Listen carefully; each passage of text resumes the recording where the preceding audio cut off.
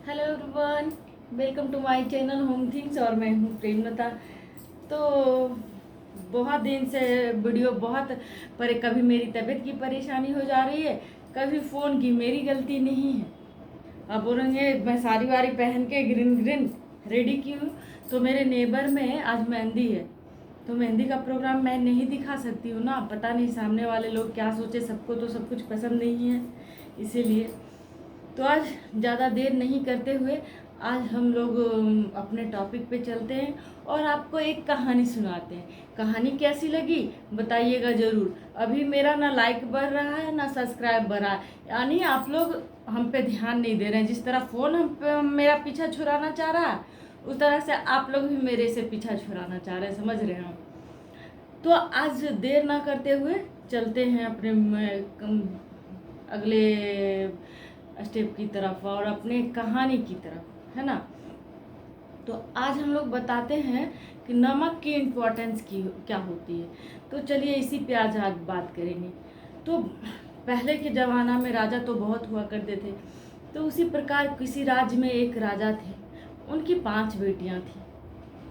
उनकी 5 बेटियां थी, पांचों को बहुत राजा ही थे। उनकी बेटियां राजकुमारी, सब नाजों से पाली गई, झूला में रहने वाली, पैर दासियां सबकी लगी हुई, सब क्या मतलब सब बच्ची भी अपने पिता का बहुत सारा ध्यान रख रही है, बहुत मान मर्यादा कर रही है ना। तो सबकी शादी ब्याह किए, चारों की शादी ब्याह किए, एक अभी बची हुई थी छोटी वाली। तो उन्होंने पूछा कि बताओ, हम तुम्हारे लाइफ में, तुम पांचों के लाइफ में मेरा क्या महत्व है। तो उन्होंने बोला कि पिताजी आपने तो आप तो मेरे भगवान हो। किसी ने कुछ उत्तर दिया, किसी ने कुछ उत्तर दिया, आप ही से मेरा सब कुछ है ना, मैं पति से ज़्यादा, बहुत वगैरह वगैरह चारों ने उत्तर दिया। पांचवी जो कुंवारी थी, उन्होंने उत्तर दिया कि पिताजी मैं आपको नमक के इतना प्यार करती हूँ, है ना, कि नमक के इतना आपको प्यार कर। राजा को आ गया गुस्सा। उन्होंने बोला मैं इसे इतना प्यार करता हूँ, एक चीज का कमी होने नहीं देता हूँ, ये मुझे नमक की तरह प्यार करती है, ये क्या हुआ। तो राजा को बहुत गुस्सा आ गया। वो कहीं जा रहे थे तो कोई राह बटोई में कुछ रोग कोई था, तो उनको उठाए बुलाए जाकर और अपनी पुत्री का, छोटी वाली का शादी उन्होंने कर दिया अपने बेटी से। वो कुष्ठ कुष्ठ रोग जो थी, लड़की बेचारी चली गई, जंगल में लकड़ी काट कर लाती थी, खाती थी, दिनचर्या चलता था। पति तो कुष्ठ ही था, वो तो कुछ कर ही नहीं पाता था, भीख भी लोग नहीं देते थे। कुष्ठ रोग से ऐसे भी लोग बहुत ज़्यादा भागते हैं। उसी लकड़ी बेचते बेचते उसको मतलब किसी दिन 2 गांठ बेचे, कोई 4 गांठ बेचे, वो बड़ा व्यापारी हो गया।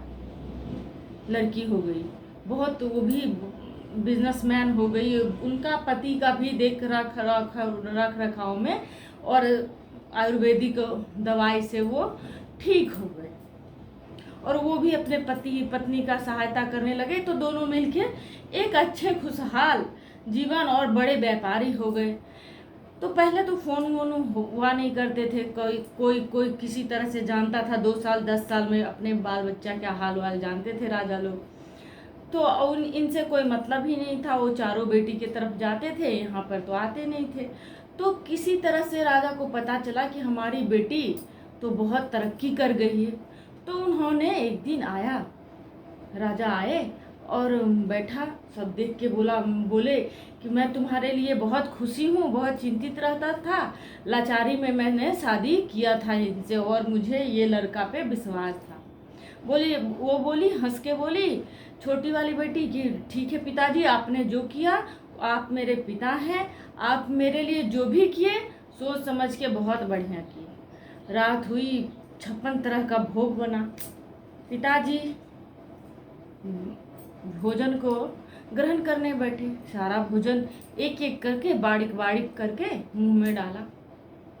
तो उन्होंने बोला पुत्री ये तुमने क्या किया, किसी में तो नमक है ही नहीं है, मैं कैसे खाऊं, मैं थका उका हूं और तुमने मेरा ख्याल भी नहीं किया। तब जाकर वो पुत्री बोली तो पिताजी, अब मैंने कहा था आपको कि नमक के बराबर मैं आपको प्यार करती हूँ, तो आपने बहुत गुस्सा हुआ। क्या नमक नहीं है? नमक नहीं रहेंगे तो हम लोग का शरीर चलेंगे? आयोडीन की कमी हो जाएगी हमारे शरीर में तो चलेंगे हमारे शरीर? राजा समझ गए और अपने पुत्री को गले लगा लिया। बोला, तुम पांचों बहन में सबसे समझदार तुम ही हो, इसीलिए तुम सबसे खुशहाल और मेरी लाडली बेटी आज से हो।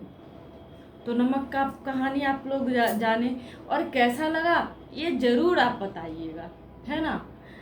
गुस्से में किया गया हर एक कार्य गलत होता है, इसीलिए सोच विचार कर गुस्से में ना ले। हर एक स्टेटमेंट जो आगे वाला कहता है उसको शांति दिमाग से सुने, उसके बाद निर्णय लें कि क्या सही है क्या गलत है। तो मिलते हैं अगले वीडियो में, जब तक के लिए take care, bye bye, love you.